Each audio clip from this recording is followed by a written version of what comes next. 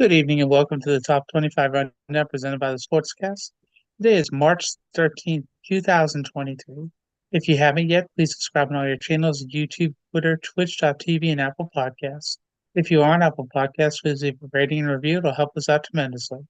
We are also on DAB Digital Radio. You can listen to us on your smart speaker, play Sportscast, visit us on the sportscast.net. Also follow us on Twitter at the Sportscast1 and check out our app, the Sportscast, in the iOS App Store. Hello, my name is Alan West. Welcome to the Top 25 Rundown. Ladies and gentlemen, boys and girls, not only do we have Nicholas Hodell here, the journalist mass communication graduate from Arizona State 2023, and now the Brenham Banner Press sports writer, but it is the time that we have waited for men's basketball. March Madness. It is here. How are you doing tonight, sir? Oh wait, it is getting really exciting, Alan, and there's just so much action in all of these conference tournaments. Seems like every day this month there is something crazy going on, and I feel for those who are not taking in these conference tournaments because they're missing out big time. And I mean, some of these mid-major conference championship games have been absolutely electric. So it's getting closer, and even these powered conference tournaments now are getting underway. We've had some big storylines starting to come out of these things. That is true. Before we get into them, though, you and me were just looking at a video for how baseball season's starting to get in full swing. Apparently, today there was a game between Southern Indiana and St. Thomas, where the first baseman and the hitter had a meeting of the minds and the heads, where one had a concussion and a broken jaw. I would say that's a pretty epic hit. Yeah, and that it's not something you're gonna see replicated too often. And there's good reason for that because that is that was tough to watch. That was really tough to watch. So hopefully both of those guys get better as soon as possible. But man, that's a really hard thing to recover from. That's gonna be tough for both of those athletes. On the plus side, at least baseball season, you still got a few months before you get to their tournament. So you know what?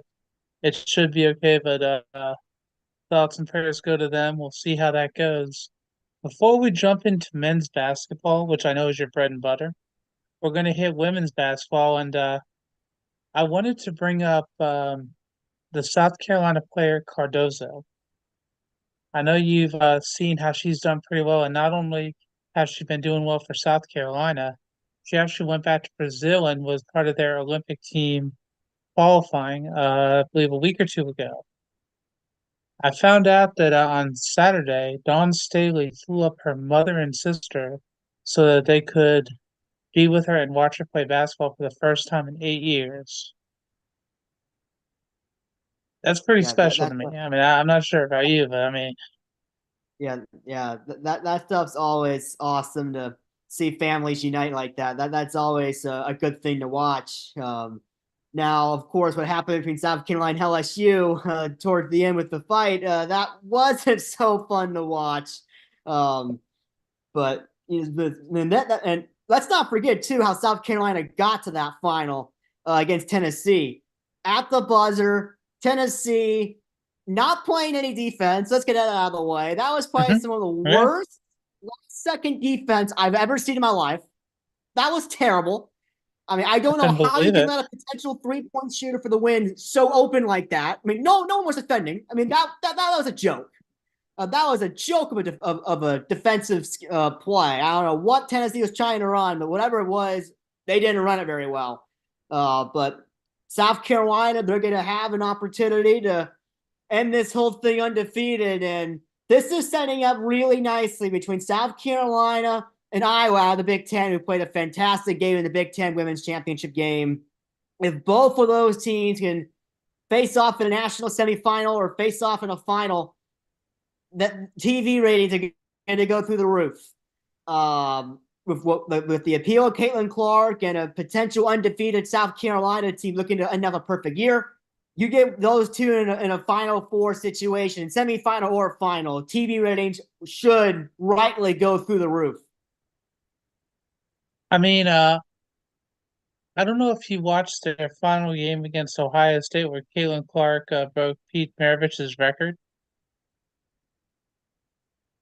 Uh, how she flopped with Cody McMahon and just how, unfortunately for that game, I try to be unbiased even though I'm an Ohio State fan, but that game it just felt like the refs were just dinging Ohio State most of that game, unfortunately.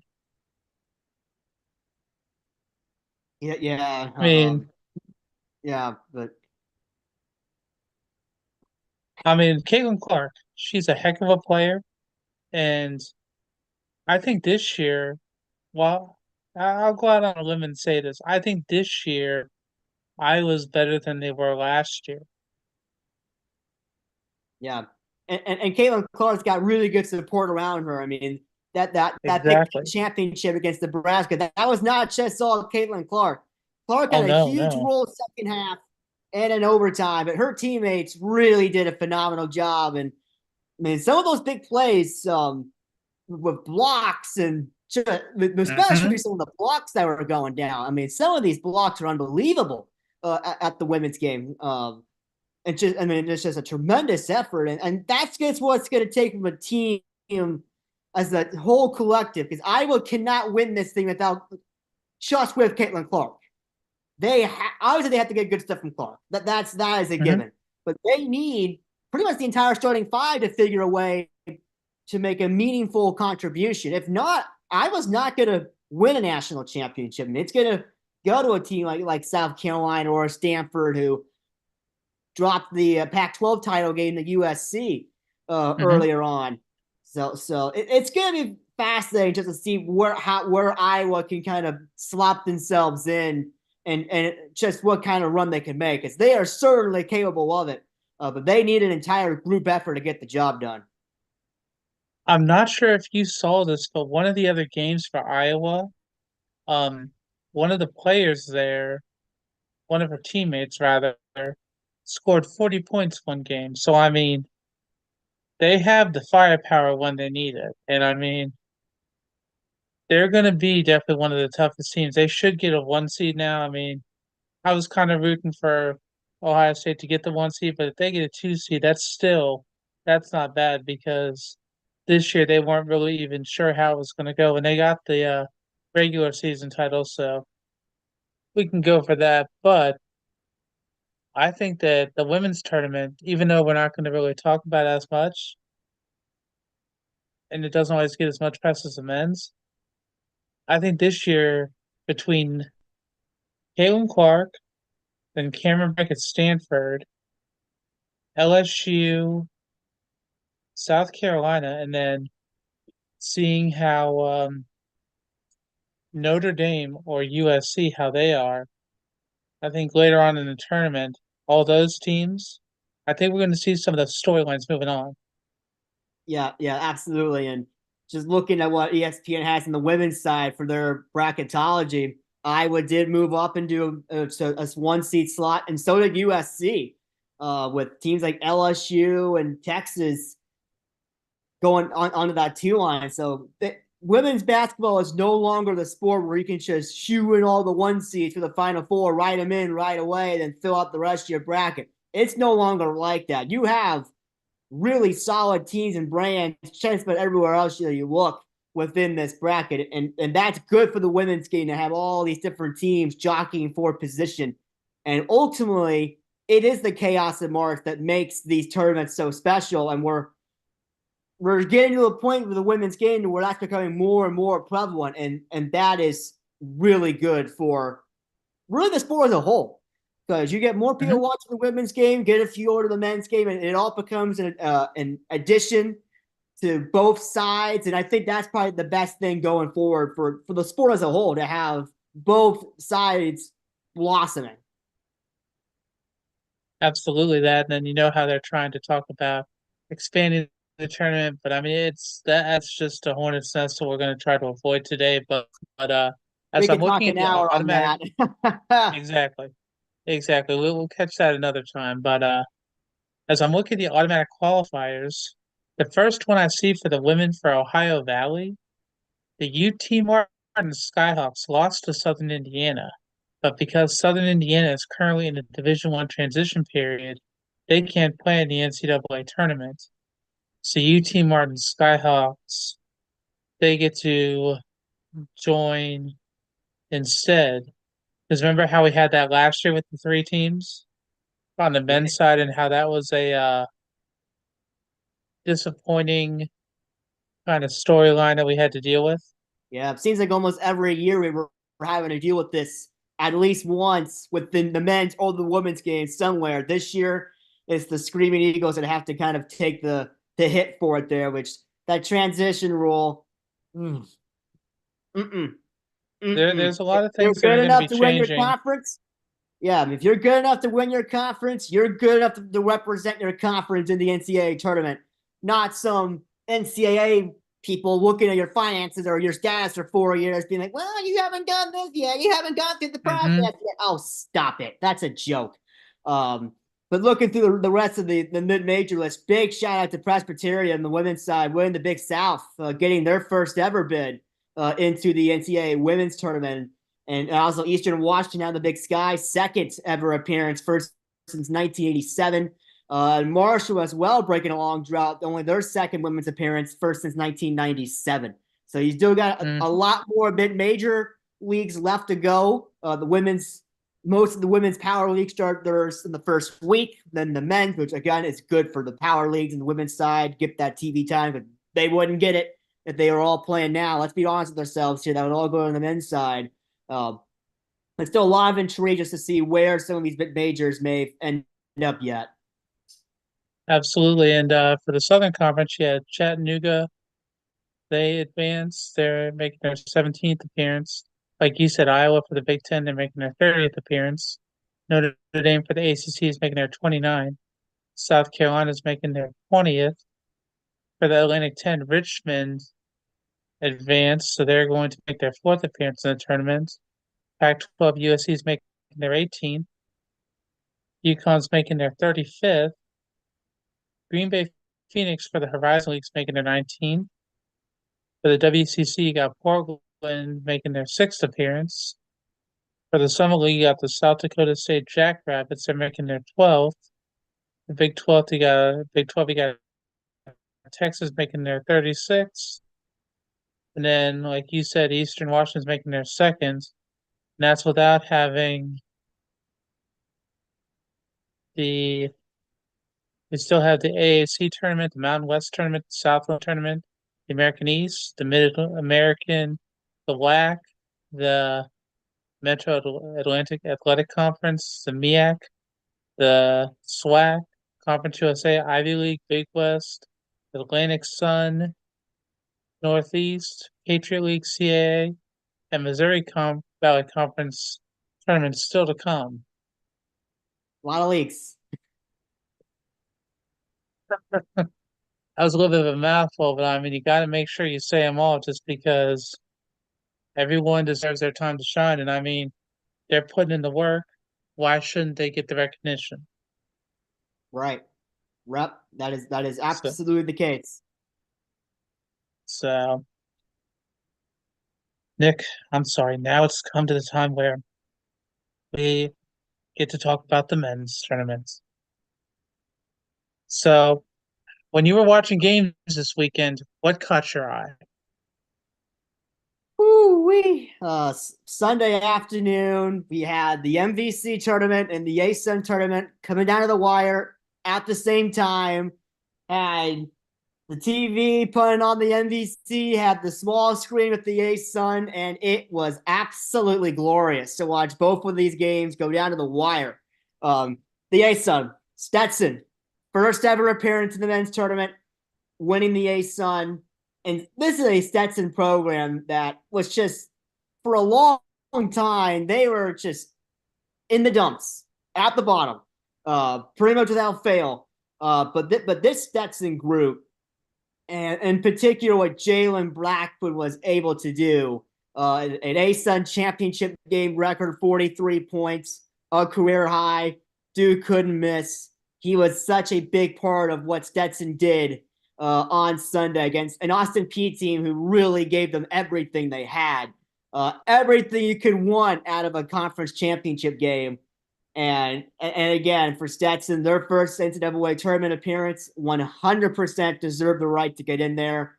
Likely looking at a team that is heading to Dayton as part of the first four, competing against one of the other 16s. But certainly, major props to them. It could be them and Wagner out of the Northeast Conference. And Wagner did something that hasn't been done before in the Northeast Conference, winning 3 road games in the conference tournament to get there, defeating all of the top 3 seeds to get to the NCAA tournament. And that is certainly a remarkable achievement for this Wagner team, who finished the conference season with under 500 record at 7-9. But all that matters is what you do in March, and they are in for the first time in over 2 decades. That Wagner group. But back to the Ace and NBC Devil. What Indiana State and Drake was able to pull off was an incredible contest that proved why both teams are worthy of the NCAA tournament. Drake getting the job done. They are going to be a dangerous team. Tucker DeFries, their main guy, has been someone that has been around the block for a while with the Drake Bulldogs, and he really led that effort. And I'm looking at just the possible 6 seeds for what the bracket matrix has, and again, that's a composite of today 88 different bracketologies. Utah State, Wisconsin, Texas Tech, Nevada. And I think Drake would have a shot against a few of those teams. I think they would have a good shot. But Indiana State's going to have to sweat this thing out. Now, they are firmly on the bubble without the major opportunities that the power conference schools have within their conference, or even the non-conference, because all these power conference schools are wussies. And not scheduling these great major teams. They have to take their 6 free bye wins if they can earn them, that is, because I would say that isn't always the case. But the thing that Indiana State has going for them is that within the net rankings, they are one of the top teams in the bubble. Sitting at 29th, there's no particular metric that speaks poorly of the Sycamores, and that's a huge thing in itself. Both the resume average between its 2 metrics and the quality metric average is 41. That's a good spot to be on the bubble, combined with a net rank of 29. There's nothing wrong with any of those numbers at all when comparing them to, say, a Texas A&M or a Wake Forest, where a few of those metrics do speak poorly of these teams compared to the rest of the bubble. Well, Indiana State only has the 1 Q1 win and a quad 4 loss, which may play big come Selection Sunday. I think the Sycamores right now are in a decent spot, and we'll kind of discuss some of these upcoming conference tournaments why I think that. But there are certain things that Indiana State needs to happen that could only benefit them because of the way that a few of the potential quote-unquote bid steal opportunities are laid out this year. It may not be as much of a bid steal as the bracketologies have right now, as much as they are opportunity for someone else in the bubble to get in if certain things happen. So it's going to be a very nervous few days for the Sycamores, but right now they're just kind of waiting to see what happens. Because if there are any big steals that happens, Indiana State is likely the first one to go. So they really need kind of things to lay out perfectly. But right now, Indiana State, they're not in a terrible spot. They just need some things to go their way. That's fair. I mean, I'm definitely curious to see if they can make it, just because they've been a team that's, I don't want to say they've been under the radar, but the last time they got as much publicity they're getting right now, you had Larry Bird playing for them. Yeah, absolutely. And, there was no home field making dope shooting shirts back then, because the shooting shirts back then were amazing and everything. Yeah, let me don't get me wrong. I'm not dropping $140, but all that publicity was great for the Indiana State program. It's good to see a name like that amongst a bubble that is typically power conference infused. So really hoping the Sycamores can find their way in. If not, I mean, well, I hate to say that they won't make it. I hope they do, but if for some reason they didn't, I'm pretty sure they'd make the NIT probably without a shadow of a doubt. Yeah, Because I doubt that they even would with put him the into the CBI. even with the new NIT automatic qualification rules, Indiana State is pretty much a shoe-in for at least that, and to have an opportunity to host, which for makers like that is now a major accomplishment with how the NCAA has reworked the NIT for the absolute worst. But they panicked. They It was a panic move off of rumors. That's what it was. Of course. But the way it is now, for Indiana State to have a chance to host NIT games is a major accomplishment for that level of basketball. Yeah, so I mean that's something that definitely we got to keep an eye on. And then Kansas, I'm just looking at their game. It's in the second half now. Right now, Kansas is down 38 to 25. I do know that with Dickinson and McCullers out due to injury, it's definitely going to be a lot harder for them. But it just, I don't know about you, Nick. The way that this Kansas team's playing right now, I'm worried. I'm not sure if they're going to make it past this round. Yeah, and if these injuries continue, Kansas is vulnerable. Um, that is a team that, with a loss, could potentially drop down to a four-line situation.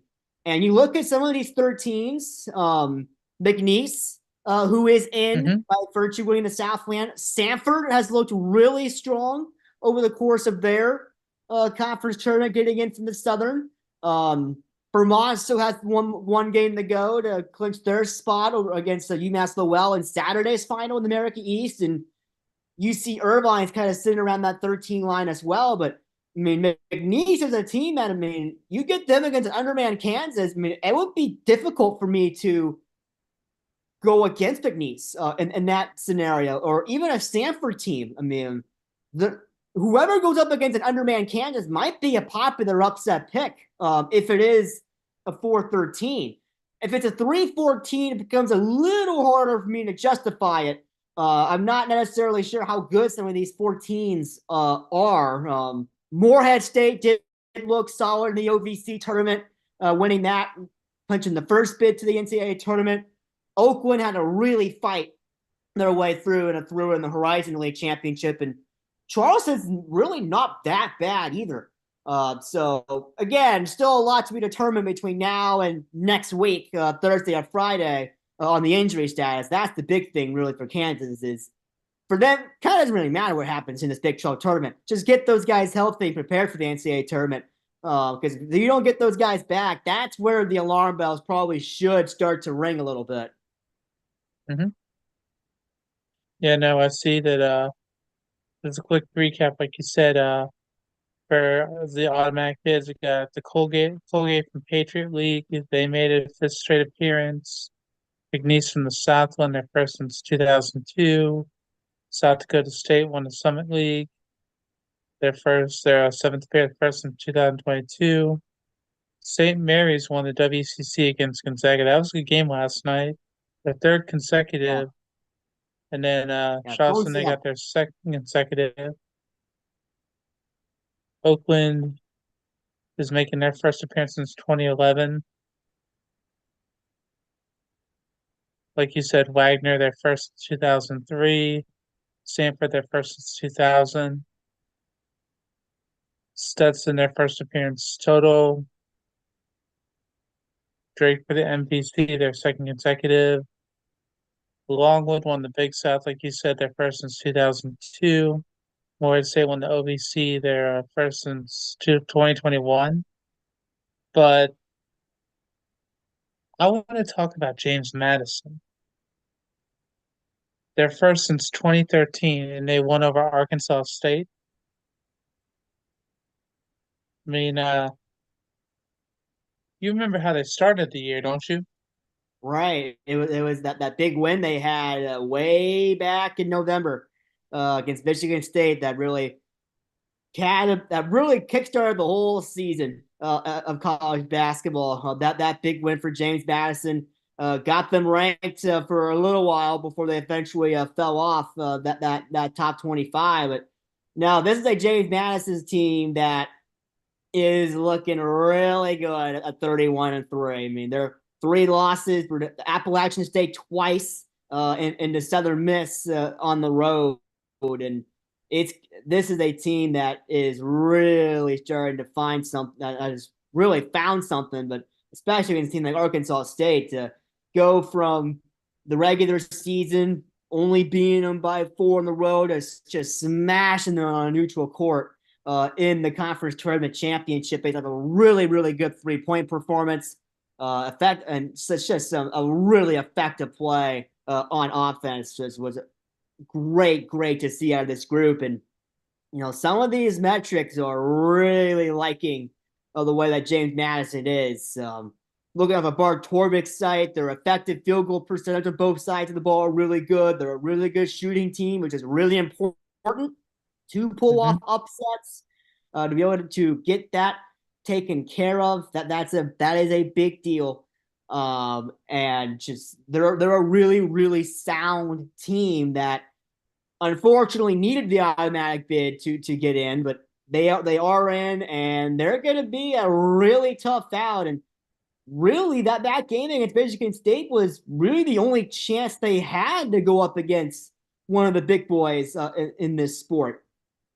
And so, yeah, so I mean, now they get the opportunity in the NCAA tournament. That is going to be a really fun watch. Whoever goes up against James Madison, I think, should be very scared. I mean, that is going to be a really tough order for whichever 5 seed gets him. I mean, I guarantee you James Madison ends up in that 12 line and just becomes a really juicy 12-5 potential upset.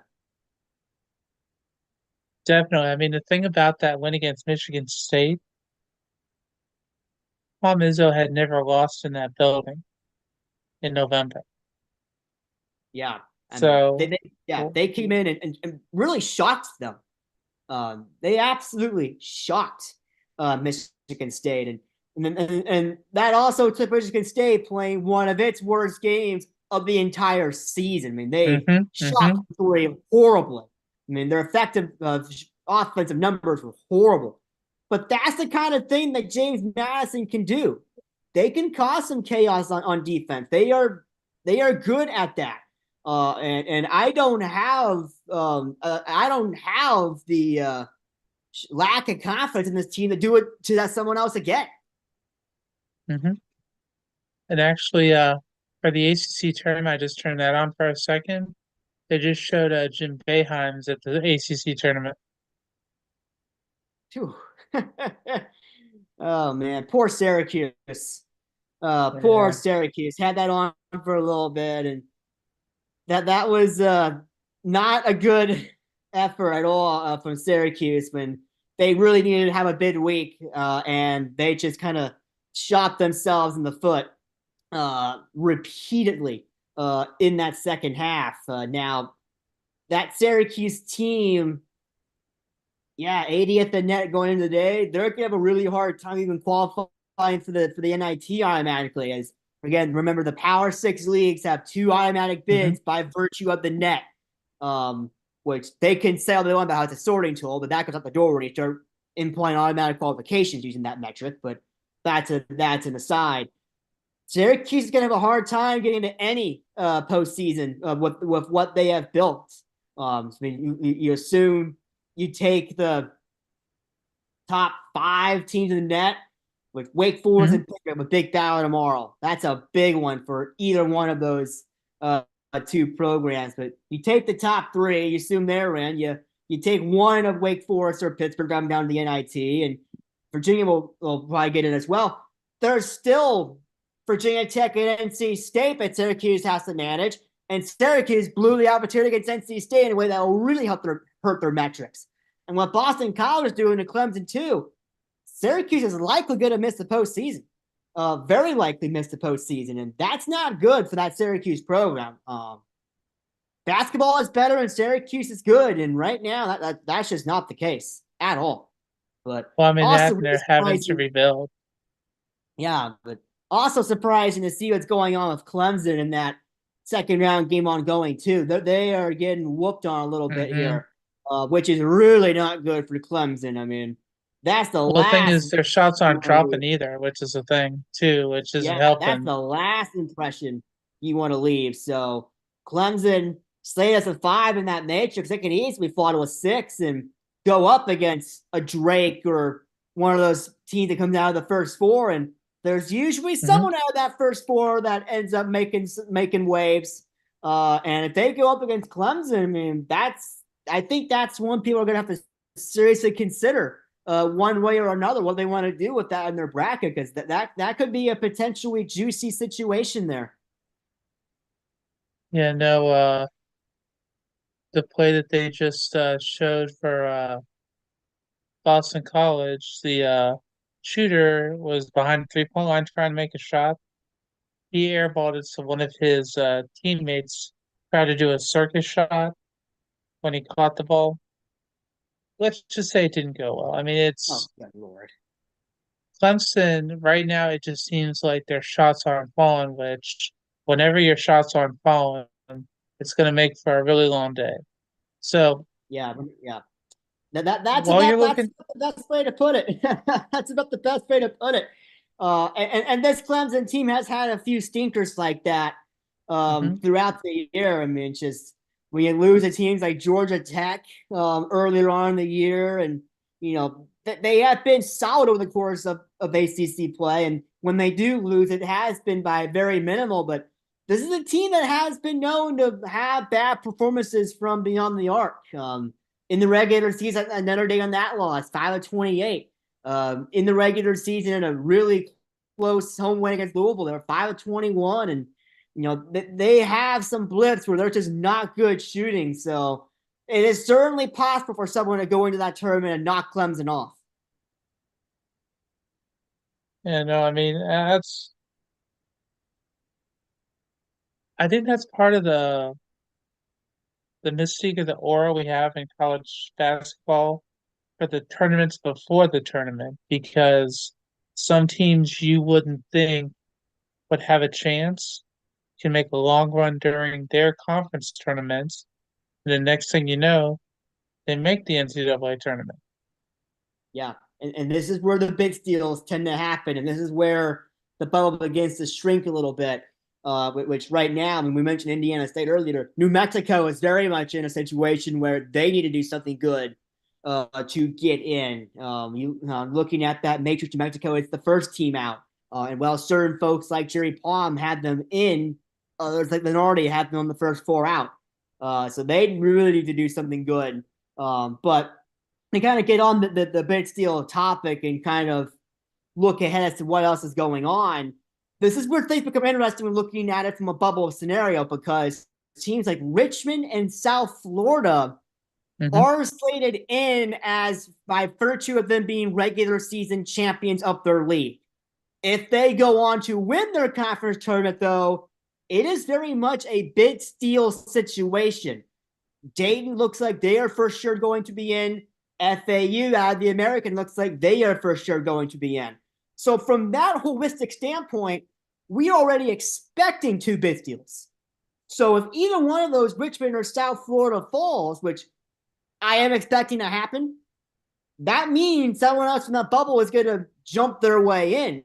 So Hmm. we are looking at a scenario where if you are a New Mexico, if you are a Texas A&M in particular, or a Villanova, the winner of Wake Forest Pitt tomorrow, you are looking at the situation and thinking to yourself, okay, we see what's going on here. It's not necessarily for sure that we're going to be out if Richmond or South Florida end up falling. Because again, like I mentioned, those are two spots that are being taken on the virtue of the regular season championship by many bracketologists. So one of those teams falls, that's gonna open up. That's gonna open it up for someone else to jump their way in. So still a long way to go. Yet as far as what we're gonna find out the next few days, but I would keep an eye on the A10 tournament and the American Athletic Conference tournament. Even the A10, there could still be room for someone else to steal a bid. A team like a VCU, just as an Hmm. example. I mean, this is certainly a scenario to where just because Richmond is slated there does not necessarily mean that they are the one to worry about. Um, as there are certain other teams who have the capability to get the job done that they've shown throughout the year. Richmond just happens to be the regular season champion, but there are certainly other teams in these leagues that have the potential, and that's not even to mention in the American outside of South Florida, the regular season champion. What happens if Memphis finds their form? Um, like they've kind of teased in the non-conference that they can. What happens if they suddenly find it, get hot, and win the American? That's going to be a bid that goes away for the bubble.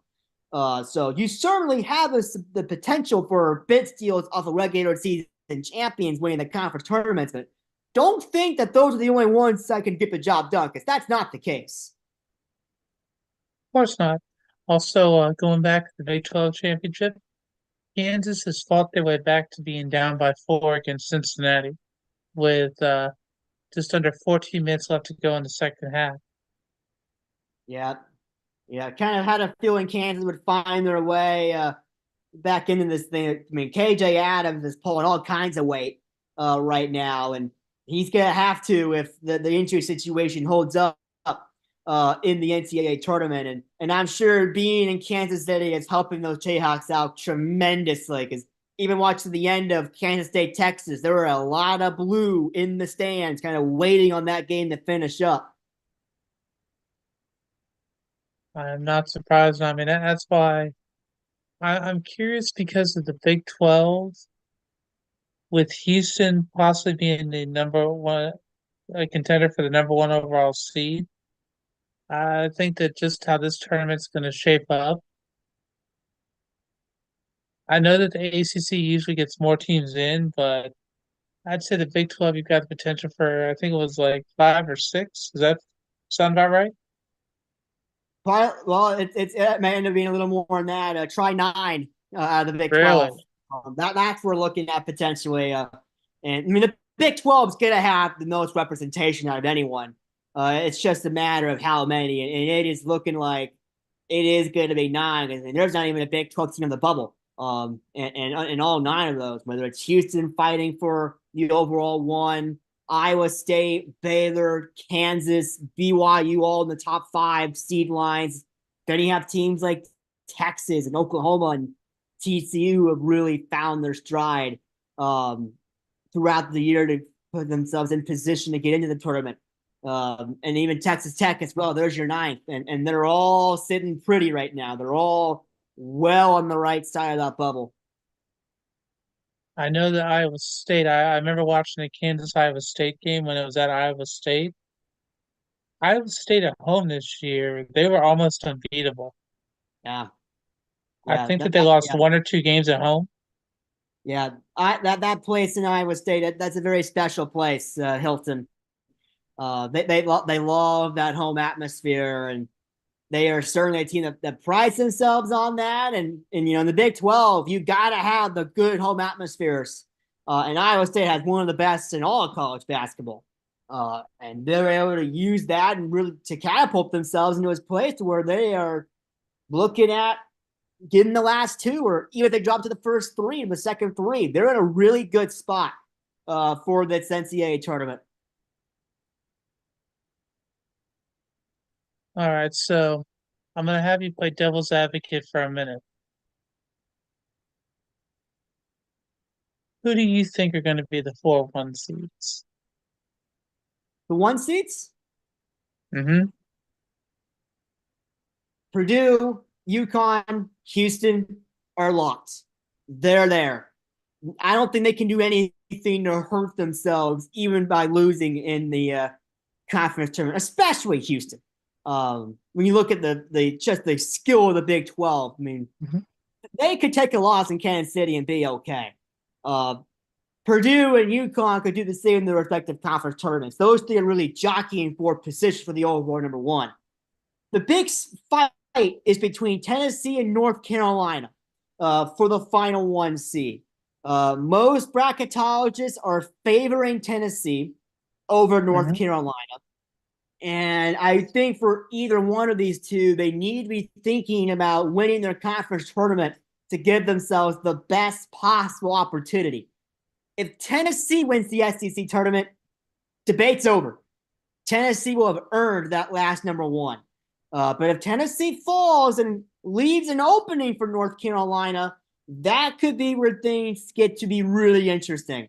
And I think that's what's going to happen because Tennessee, they beat North Carolina on almost every single metric across the board. The only one that's not North Carolina is fourth in strength of record, Tennessee fifth. Volunteers have North Carolina beat every other metric. They're quad 1A, which is a better distinction than just quad one. Tennessee has 6 wins there, 2 more than North Carolina. Neither one of them a bad loss, and they're kind of the same in quad one and quad two as far as number of wins go. Um, Tennessee has just 1 Q2 loss compared to North Carolina's 2. But really at that point, we're cherry picking there. Hmm. That's kind of the margin. We're kind of cherry picking. But really just based off the metrics, Tennessee right now has it. They're in control. All they got to do is use the home Nashville crowd and win an SEC tournament championship, and they got it. I mean, I don't think there'll be much debate at that point. Fair enough. I mean, I was definitely curious about that. What do you think about North Carolina beating Duke already 2 times this year in the ACC? That's big for North Carolina, and that really catapulted themselves into a spot to where they are for sure going to be on that 2 line, barring chaos. This would have to take a bad loss from North Carolina in the ACC tournament, Arizona winning the Pac-12 tournament, which I think is going to happen pretty much regardless. They would take Marquette winning the Big East tournament, Iowa State winning the Big 12, and even then, I just don't know if there's enough teams to catapult North Carolina to bump the tournament down to a 3. That's pretty much I believe a set deal for North Carolina to go in as a 2, and then try to avoid a really good team in that first round and just kind of see what they can do. And no, just because as we're watching the tournament, because we're in the second round for the ACC and the Big 12, and it's not going to get any easier. No, I mean these power conference tournaments are some of the best television you'll find all year in sports. With the tight competition, and once you add in the bubble storylines, there's a lot of good things that come out of those powered conference tournaments. As far as television quality, those are some really really good games every year. So, do you think Duke's going to be more like a 5 seed or a 6 seed? Where are they projected right Oh, now? they're not that low. Duke at the moment in the Matrix is slotted in as the third 3. Um, Okay. and I don't think they can really drop much further because some of the competitions below them is 3 SEC schools that are undoubtedly going to finish in different spots in the SEC tournament. An Illinois team that can potentially jump up to a 3 if they win the Big Ten tournament, but that would take a Hmm. massive undertaking in knocking Purdue off, who I absolutely expect is going to win the Big Ten tournament going away. Because really, the Big Ten is Purdue, Illinois, and then everybody else. I wouldn't even put Wisconsin in a tier with Illinois because I don't have a lot of faith in Wisconsin, really at this point. But Duke, I think, is in a fine spot now. If they drop to a 4, potentially go up against McNeese or Sanford, there could be some trouble there. But I think right now Duke is in an okay position to go into the NCAA tournament in a decent spot to at least get to the second weekend. But as long as they kind of stay at that 3 line, Morehead State's really the only one of the projected 14s I can see causing some problems. Um, not knowing not much about Charleston, and I'm not really sure about Oakland whatsoever. So That's going to be an interesting situation there for sure. Understand. Are there any other teams that, as you've been looking at the brackets, or that you've been looking at bracketology, that you want to make sure that you mention about? Well, a lot of the drama is going to come in the power conference tournaments, particularly the Big East tournament over the next few days. You're looking at a team like Seton Hall on the Nardi's last four buys list, St. John's in the Mhm. last four in. Villanova's going to be sweating this thing out. Providence in the next four out. If they can win a few games, they're going to jump over some of these bubble teams. So from a bubble scenario, I think that is probably the most interesting tournament. You got four bubble teams really just having to fight amongst each other. And in a lot of cases, I mean, Providence is going to have to win at least two because Georgetown's not going to help them out much. Um, Villanova's going to have to win two because DePaul's not going to help them out much. St. John's and Seton Hall will face each other. And that is a big matchup right there in the bubble situation. St. John's loses that, they could be falling out of the picture entirely. So that is something to really keep an eye on there out in the Big East. I think from a bubble perspective, that is the most entertaining of the tournaments that we have really the follow throughout this next, just because of the bubble scenario that we could potentially have on our hands. And oh, Villanova might drop that. Last minute, DePaul's up two. And this is really shocking because DePaul has been terrible. 0-20 in the conference. I cannot recall the last time I've seen that record in the conference play. Only 3 wins overall. And it looks like Justin Moore has done something tremendous. Nice. And in the Kansas game, Adams just got hurt. Oh my goodness. So that's another problem for Kansas. Trying to keep him as healthy as you can. So, Yeah, they man, just had Kansas to is pull just him for the game. reeling, aren't they? They Wow. are. I mean, I just looked at the replay and he's he's on the bench right now, but I mean, it looked like I guess he maybe stepped on somebody's foot coming down or something. But I would be very surprised if he comes back in the game. Man, wow. Yeah, so Justin Moore wins it in the last 10 seconds for Villanova, which is fitting for DePaul to go out like that. But that saves Villanova. I mean, they could not lose to DePaul and survive. So that is a big time shot from Justin Moore. Only has 10, but gets the big one to fall. So Villanova, they avoid the ugly loss. That's what you want to do if you're Villanova. Avoid the ugly loss. Now you have a chance to go out and get one more, which I still think is required for Villanova, barring a meltdown from so many bubble teams.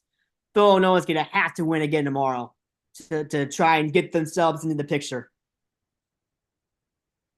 Well, like you said, that they've started the groundwork, so that's something.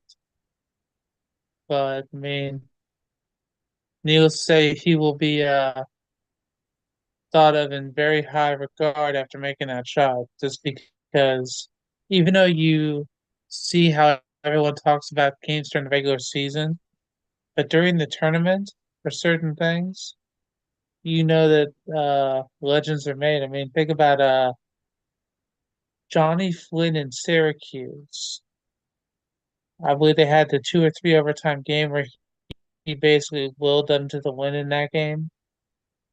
Yeah, that Big East tournament is known for so many great moments. Whether it's a 6 overtime game years and years ago, or cardiac Kemba Hmm. uh, back in those days. When back in the days where they still showed the AP poll ranking beside teams on the scoreboard rather than conference tournament seeding.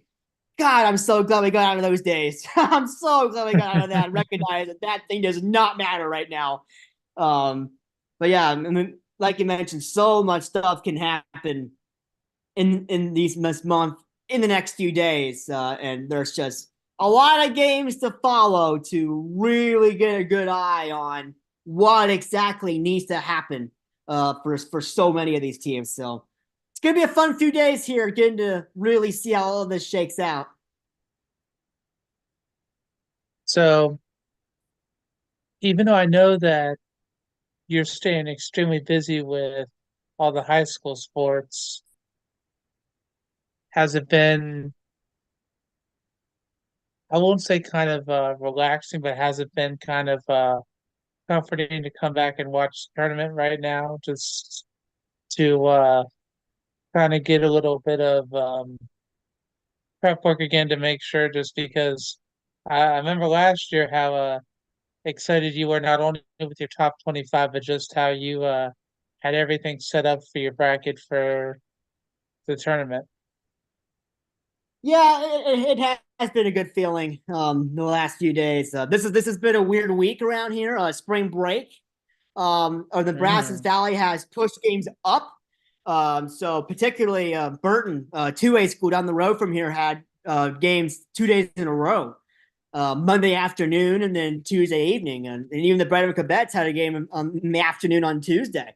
So some more matinee games, which is not normal around here to have matinee district games. That's not normal in the slightest. And spring break has allowed that opportunity to commence. Not so much in the baseball side, but they are still playing their games at night. But a big game around here will be the first home game for the Brenham Cubs at Fireman's Park, something I've been looking forward to for a long time because there's a lot of history in this town with Brenham baseball and with Fireman's Park. So seeing a district game play out there is going to be a whole lot of fun. And even before I go to bed tonight, just seeing how these other two games go, it's going to be really fascinating because Clemson being down 15 at Boston hmm. College late second half. I did not have that on my bingo card heading into the day. And even Cincinnati, they pushed that game back up to double digits. So Cincinnati, they're showing something here. Yeah, no, if I remember this time last year, you were in Las Vegas because you were at the Yes, the tournament. Pac-12 tournament. And I Yeah. remember that when Vegas scored a goal, we could hear you could hear that from the hotel Yeah, room. because the hotel is right across the way from T-Mobile Arena. So, oh man, those are good memories. Those are good memories. Don't have any goal horns to worry about here. Train horns, yes. Train horns, absolutely, because there is a train check.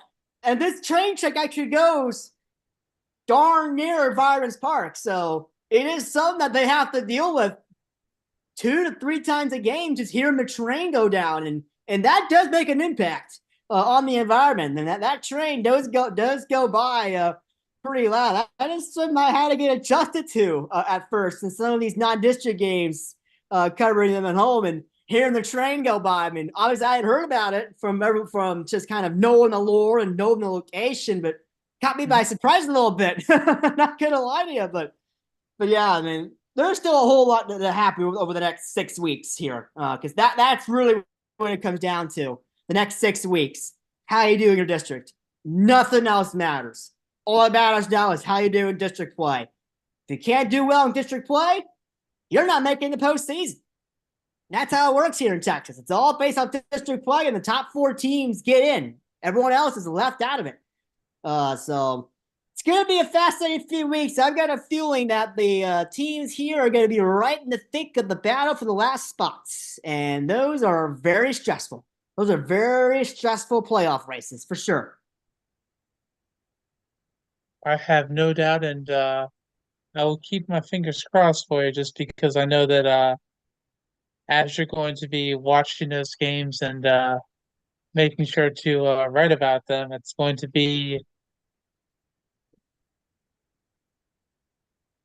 I'm not sure if challenging is the right word, but it's going to be maybe complicated, just because how you're trying to see how the different games are going to end up looking at the standings. So, I Yeah, I mean, mean, Yeah, it's not something I'm used to seeing playoff races break out at the high school level, but I like it.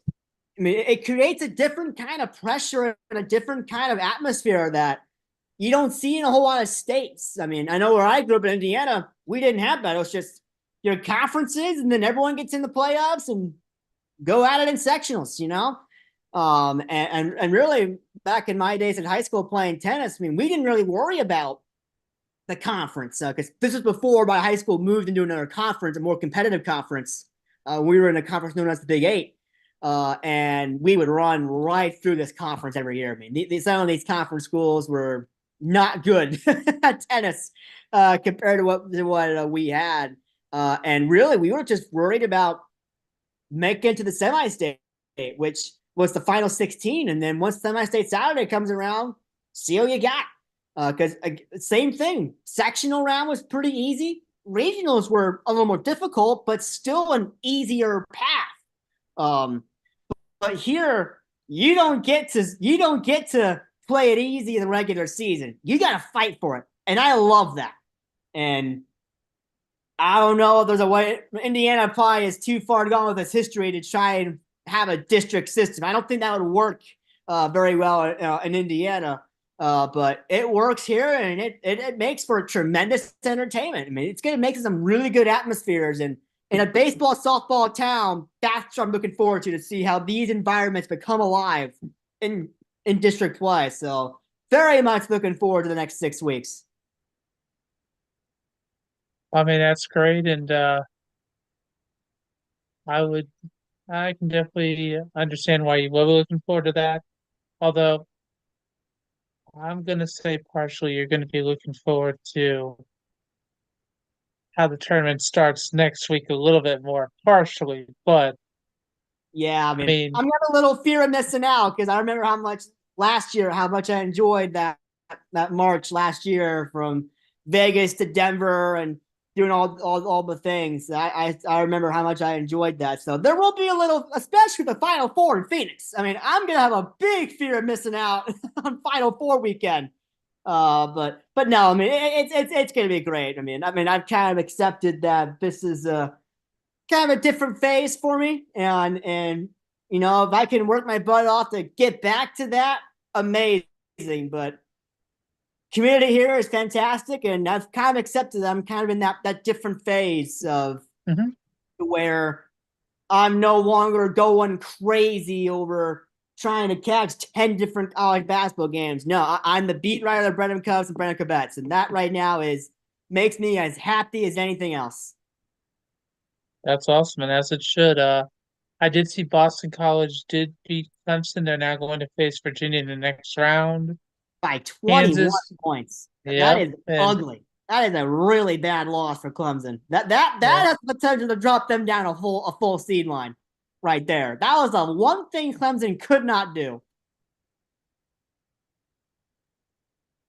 yeah, no, understand about that. And Kansas is down 14 with 5:46 to go. So as much as I would love to say a miracle could happen, I think when Adams went down, I think that basically put an end to their tournament hopes. Wow. And by the way, too, props to Cincinnati. I know they're not going to get in the Hmm. tournament unless they win the Big 12 tournament, which is very unlikely to happen. But props to them and even Central Florida for just kind of staying afloat.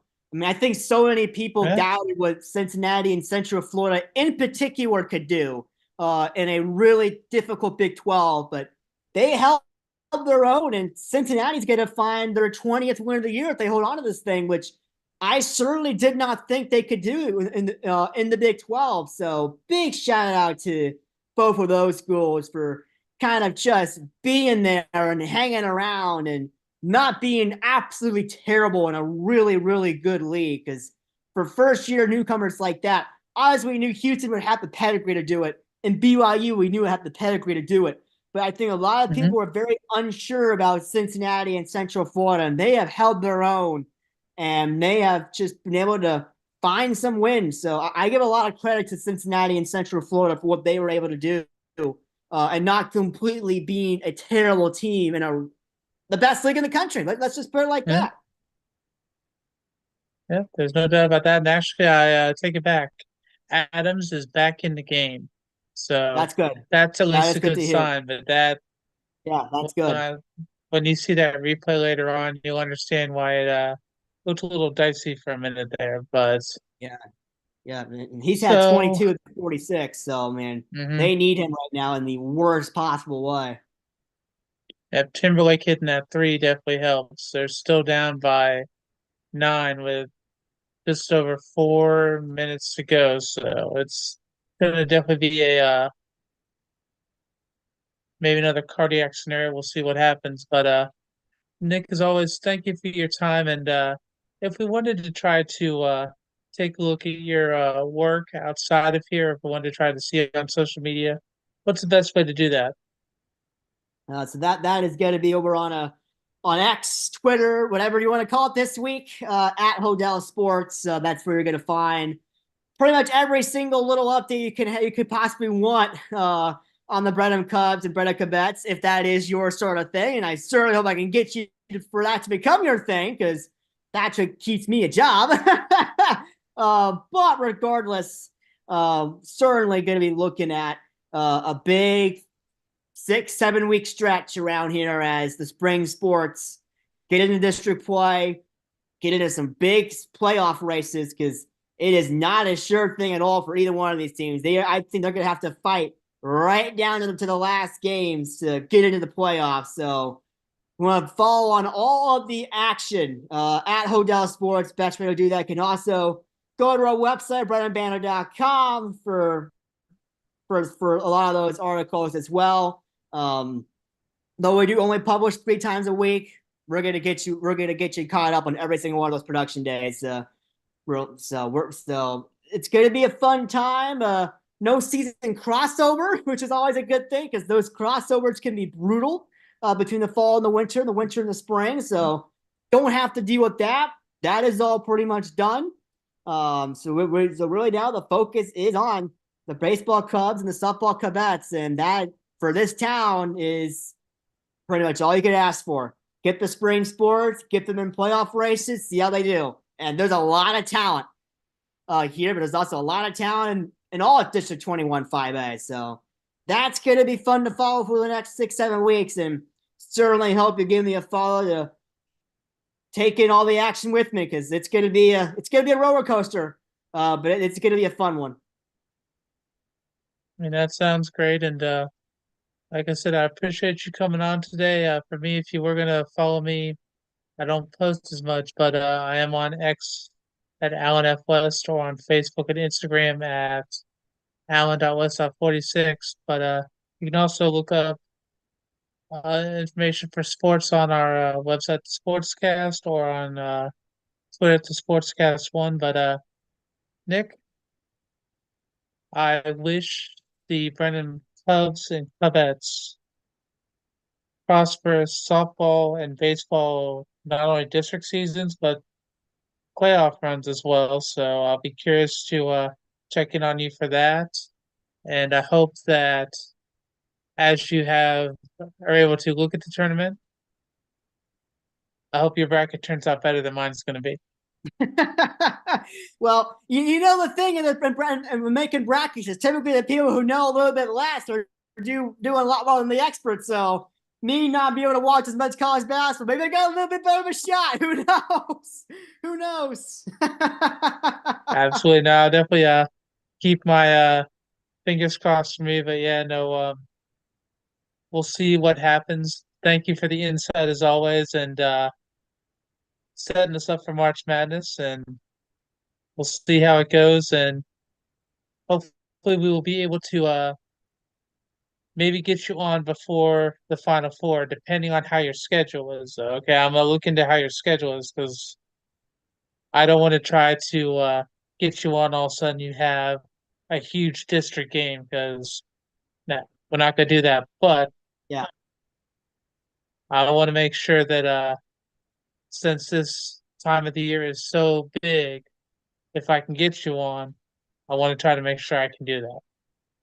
Yeah, and we'll see what kind of opening there is, because it's I will say it's a lot better now than the crossover, but certainly looking forward to any chance I have. So again, thanks for having me on as always. Hey, it's been a pleasure. But that's Nicholas Hodell. I'm Alan West. It's been a top 25